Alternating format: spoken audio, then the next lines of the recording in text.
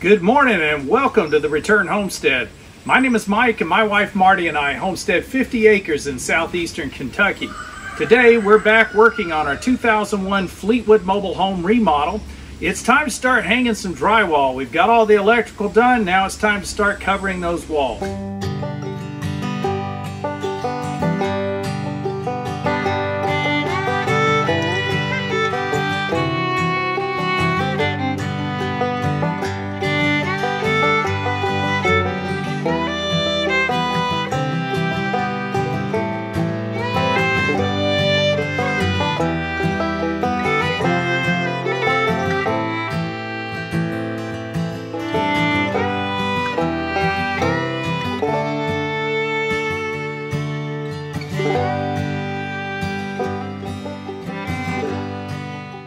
So Marty and I got to be pretty much experts at hanging drywall when we were working on the depot out in Nevada.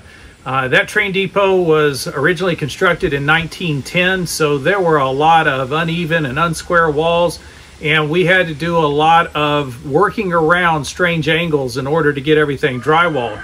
So we got pretty good at the process of hanging drywall. It's still not one of our favorite things to do. It can be really difficult to lift the drywall into place. It's always a pain to transport it and move it around within your workspace, but it's not an impossible thing to do. Right now we've got a load of drywall that we've just gotten back from Lowe's with, and step one is we got to get it inside of the house. It may seem easier to carry just one sheet at a time, but you will wear yourself out carrying one sheet of drywall at a time, especially upstairs. So you need to figure out a way to be able to manage at least 2 sheets at a time. It really will cut your workload down. This handy dandy little tool I have never seen anywhere but at Home Depot. It is made by Stanley, and it's just an extender for your hand. One of the hardest parts of carrying drywall is it is 4 feet wide, and that's a very difficult thing to span between your 2 hands. So that gives you that little bit of extra reach so you're not stretching so hard and trying to carry the drywall on your back. Let me show you how this thing works.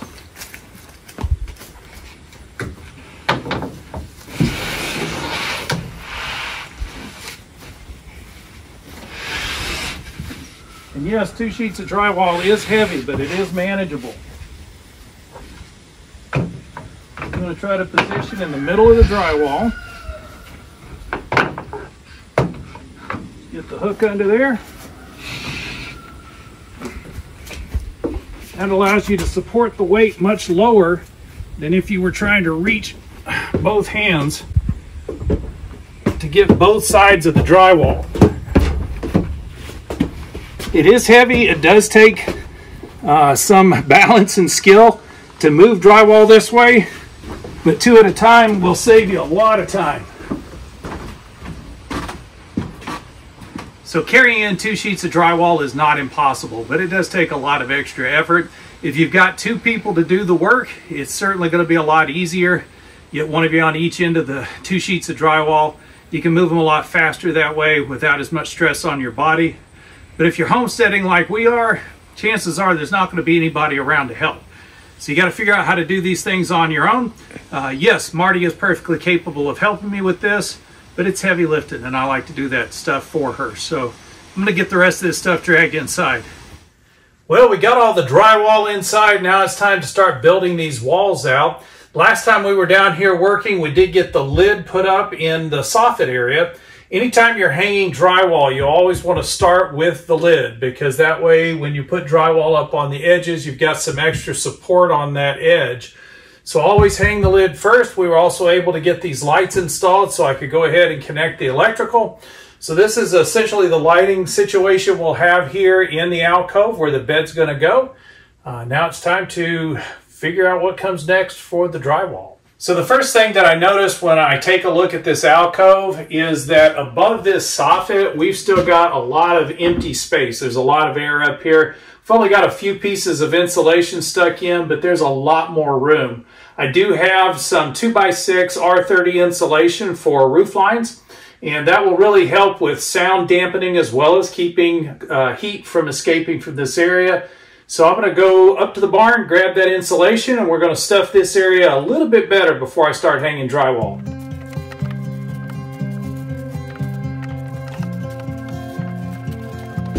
If you can, wait until you have all the insulation on the job site before you open up that plastic package. This stuff does expand to quite a lot more than when it's in the package. So keep that in mind.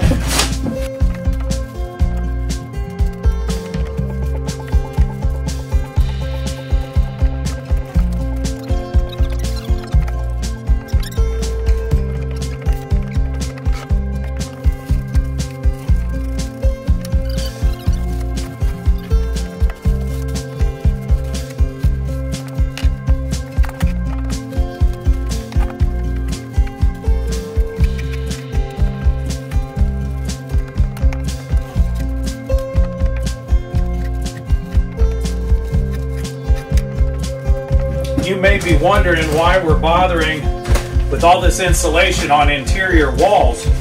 After all, we're not preventing any heat loss to the outside by doing this.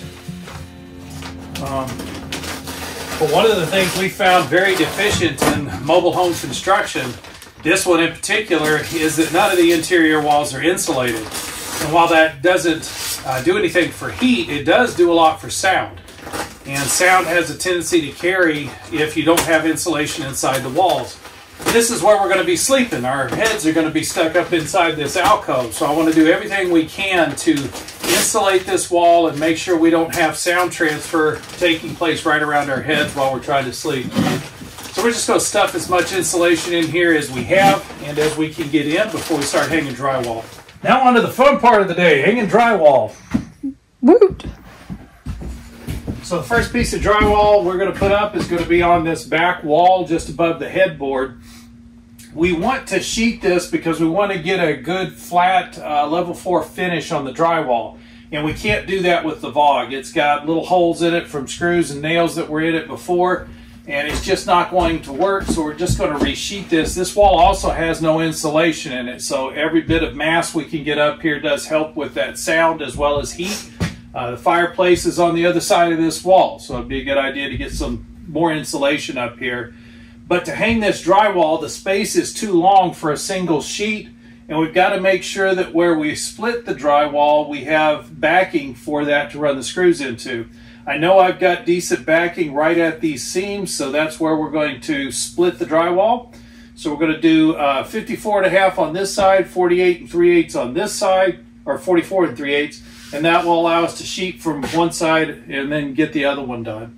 Now the other small complication we have is that this soffit is not perfectly level.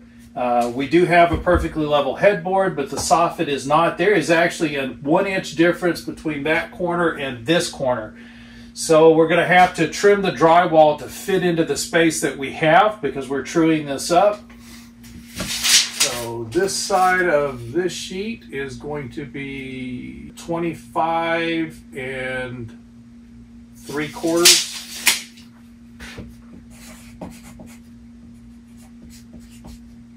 And that's on the right hand side, and on the left are at 26.5. Wow. Yeah, that's a big difference, huh? Yeah, that's why it's getting drywalled. Yeah, so we were initially going to put shiplap up here, but trying to get straight horizontal lines to line up and be also level with this big a gap is almost impossible. We'd end up with a 2-inch piece of trim up at the top of the wall in order to cover up the gap. So we're just going to drywall it, and then we can do the level 4 on it, and you'll never notice, I can't imagine you can see on the camera that we're 1 inch taller on this side than we are on this side. Let's see how this measures out. 25.5. I don't think we have parts like that. You're going to have to cut it. Yeah, these are great places to get rid of those cutoffs, the little bits and pieces of drywall that you cut off of a large sheet to get that sheet to fit into place.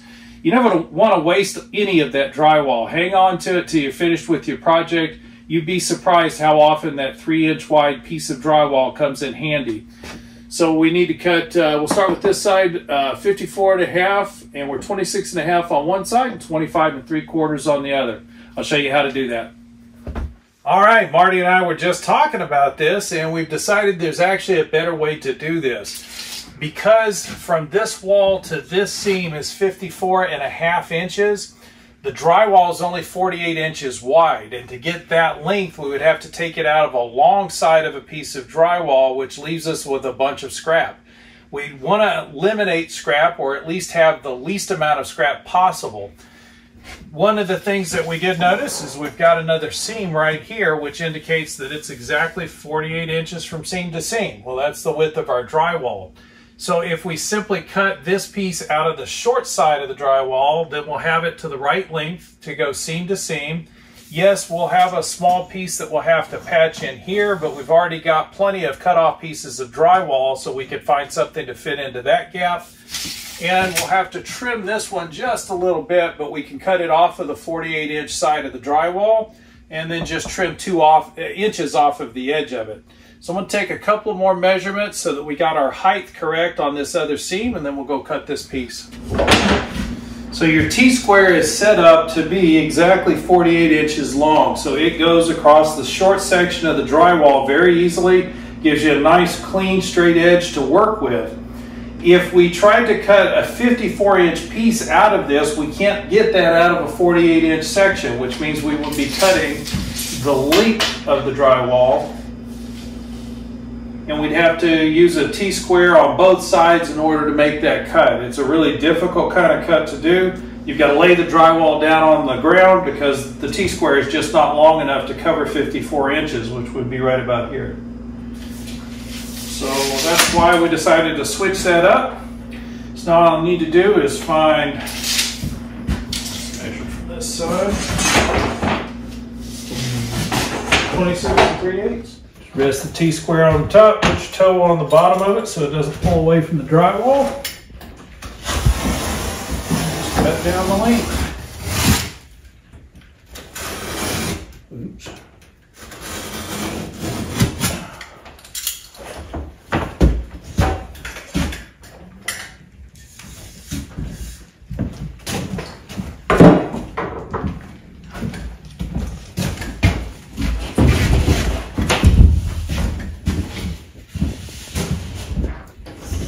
It may not seem like it because drywall seems so rigid, but just cutting through that paper is enough to get this to break exactly where you want it. You just lift your knee into it, fold the paper back, and then just cut down the crease.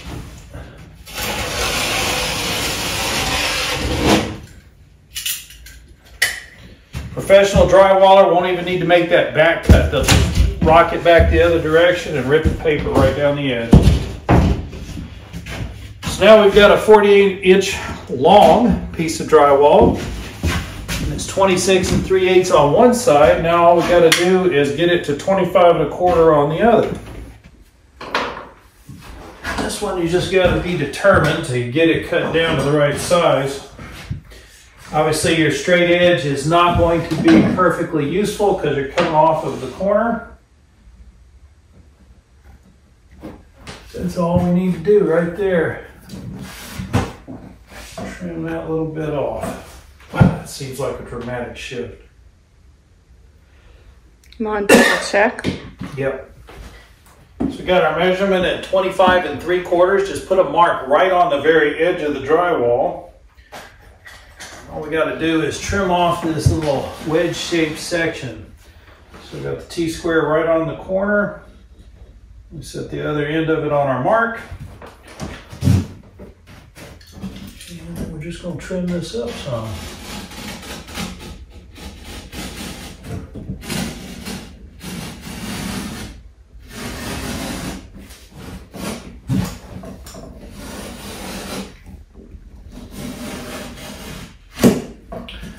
Once you got it cut all the way through, one of the easiest ways I've found of getting these narrow sections off of an edge of drywall, get in there and get a good, decent cut.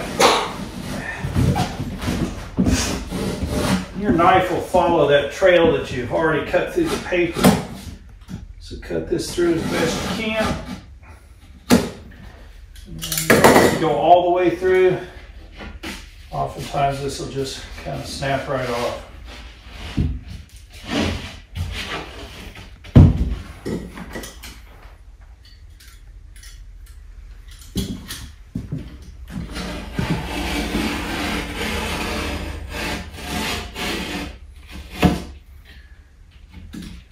May seem like a silly thing to do, to from time to time switch hands with the tools, but you can save yourself a lot of time and aggravation if you can use a razor knife with both hands or a screwdriver. Make sure you're using both hands while you're working. And to clean this up a little bit,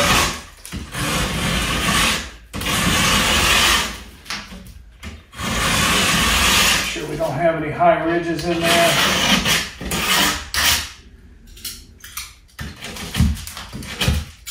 Good to go. If you don't have a drywall screw gun, they do make screw guns that are set up to run a string of screws through the gun to allow you to simply set one screw after another. If you've got to do this by hand, picking up these drywall screws even out of a pouch is going to tear the tips of your fingers up. You might want to find some simple rubber gloves to cover your fingers with before you start setting screws.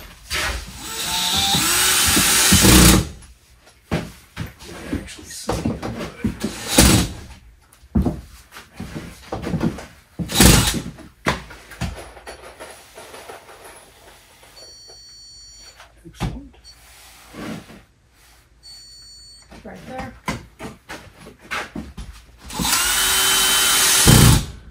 So this drywall is fairly well secured. I've only got a couple of screws in it, but the screws are too short. I've got to go find my 1 5/8" screws. These are only 1 1/4", which is fine for hanging standard drywall. But we're trying to hang this drywall through the 3/8" vog that's already on the wall, so our screws aren't going deep enough to penetrate into the studs. So we're just going to secure it up here for now so we can move on with the project, and I'll find the longer screws later. All right, so this is what we were talking about earlier about not throwing away scrap. We've got a 6 3/8" opening here that we need to get covered up, and we have this little piece of scrap that is 6 3/8" wide, so it's like perfect for this space. So we just got to cut it to length, which was 26 and some. 26 and a half.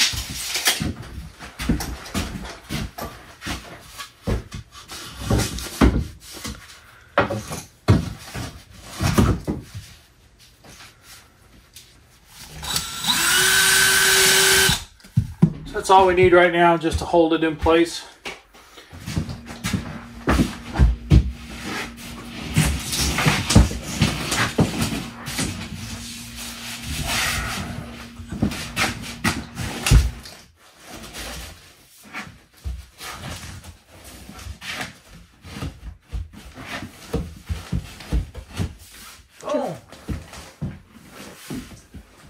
Do you want to lift that up, or are you going to rotozip this down?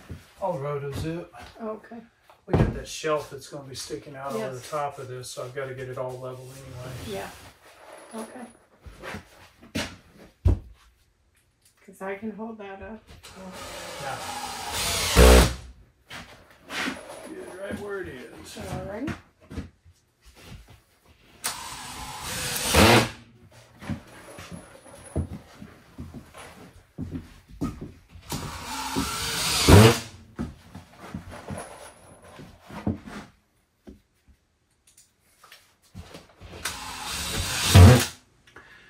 All right, so we've gotten most of the headboard wall assembled. We've got the drywall on it, and we've got to do some work on the studs on the side walls. They've got a couple of studs that stick out a little too far, so we got about 1/4 inch where the stud's a little bit warped. I'm going to have to grab a hand plane and plane that down.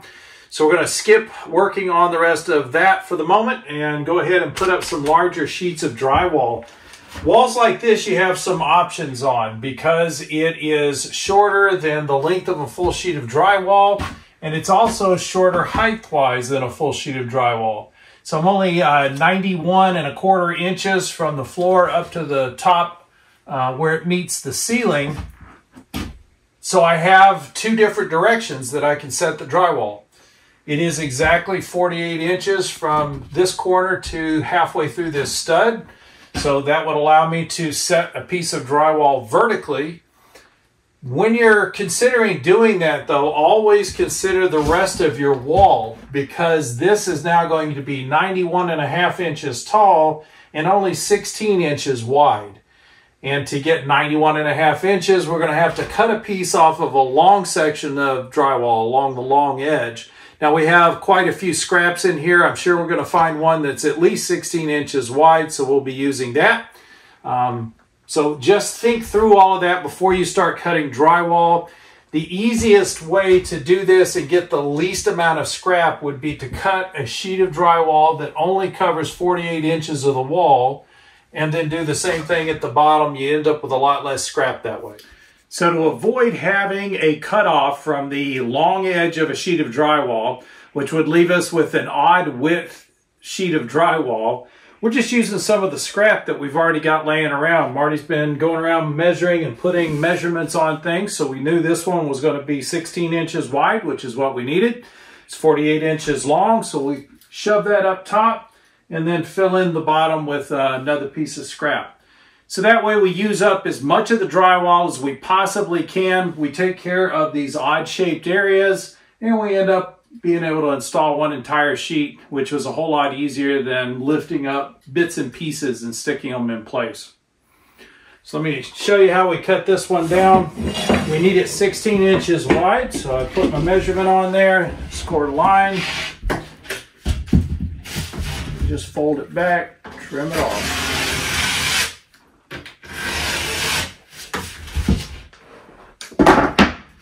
And because this is not 91 inches long, we'll just go ahead and stick that in place. It's ready to go. So once we have this piece of drywall in place, we know the next piece is going to be 16 inches wide. We just need to know how long it's going to be. We are 43 1/8 inches from the ground. We're going to pull back 1/2 inch so that we can lift it up off the ground just a little bit. Make it easier to set flooring, and we'll be putting baseboards in when we're done anyway. So we're going to lift that up 1/2 inch. So we're what, 43 1/8. So we're going to go back to 42 5/8. All right, so we've got this piece that we're going to cut to fit. You want to start making your measurement from any factory edge that you have. Always try to keep the factory edges available to use. And we're just going out 16 inches. Just one quick mark for the measurement. With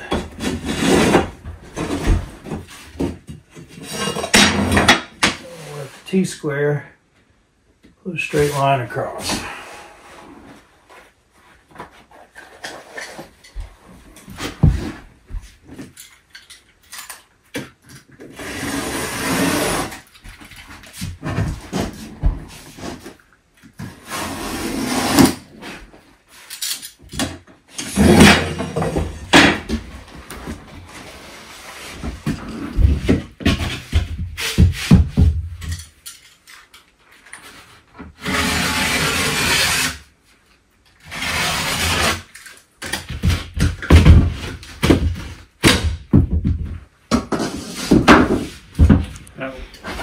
Now that we have that to 16 inches wide, all we have to do is cut the length.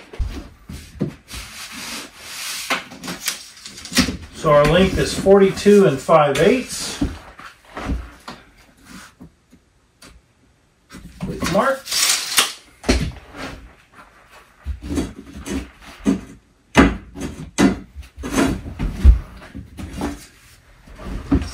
For the straightest line, you're going to make sure you're measuring or setting your T-square on the factory edge wherever you can. I know this is factory edge because it still has some of the tape on it from where two sheets were taped together.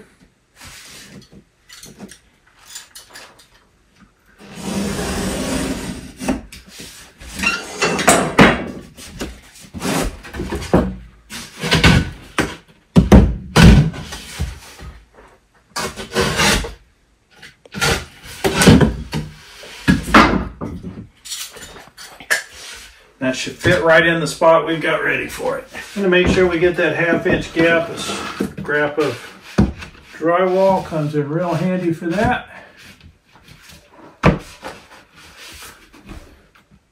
Not quite perfect fit. Fudge it to make it work.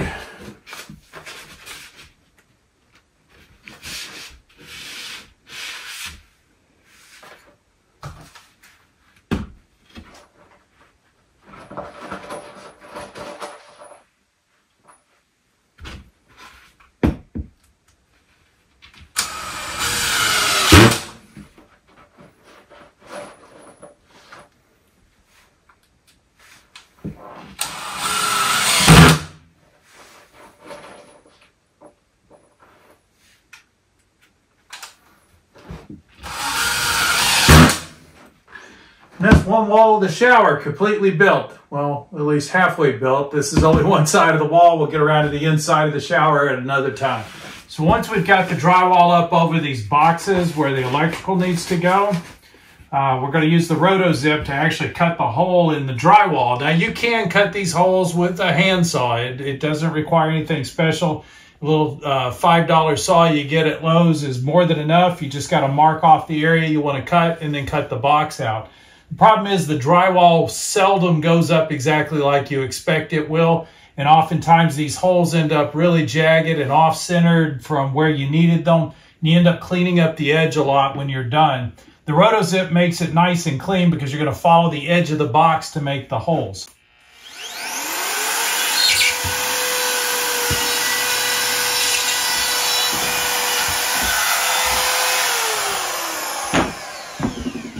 I always like to start with a small hole so I can reach inside and make sure I'm actually inside the box.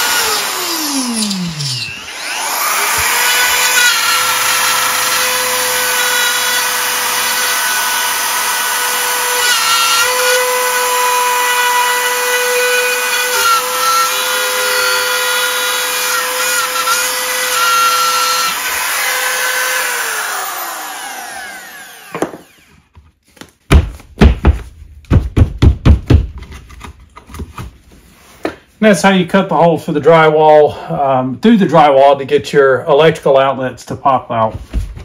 We'll have to do the same thing on all the switches.